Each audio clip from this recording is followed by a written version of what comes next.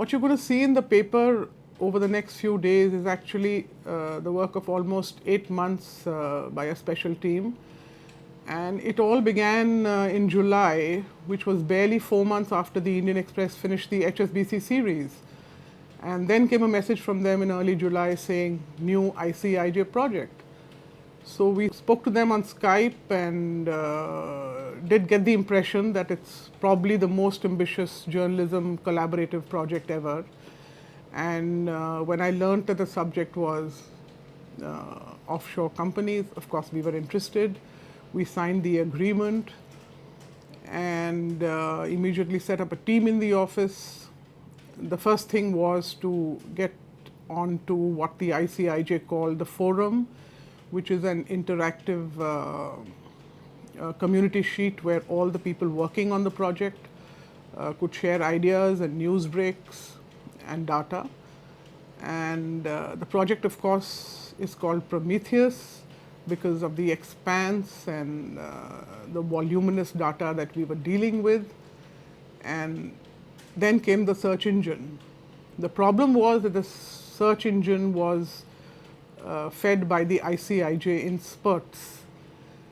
And as the team started working, if you were looking for a particular entity, or you were, by entity I mean an offshore company, or you were looking for a client or a beneficiary owner of that entity, and you had a batch of documents, those documents would get expanded a month later into maybe several thousand more or million more.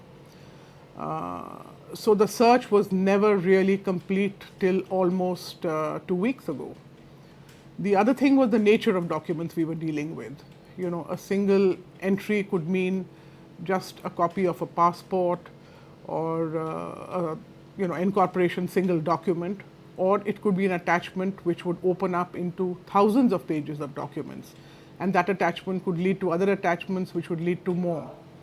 So it really was a fascinating chase of data, documents, and which you will see unveil over the next few days.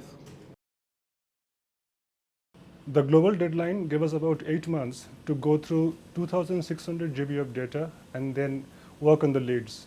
In that maze, we found more than 36,000 files that links to India. That is something like 200 to 300,000 pieces of documents.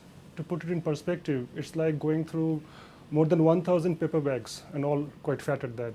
It tested our stamina, and since the plots were all variations of the same theme, also our focus. But in the end, our efforts paid off. We found hundreds of Indian names. We found big industry names. We found names that links to Bollywood. We found some top names from the real estate business. We found corruption in government deals and links to IPL. We found some from the art world and also some legals and a few names in the politics. But we also found names which we never heard of. And tracking those names, we reached unlikely list of places like Paharganj in Delhi, in slums of Mumbai, or a mud house in a remote town. Given the constraints of the global deadline and our limited resources, we had to focus on 50-odd names for now. But many names that remain, and also the leads we gathered on the way, they promise more stories and demand more work. So the investigation will continue.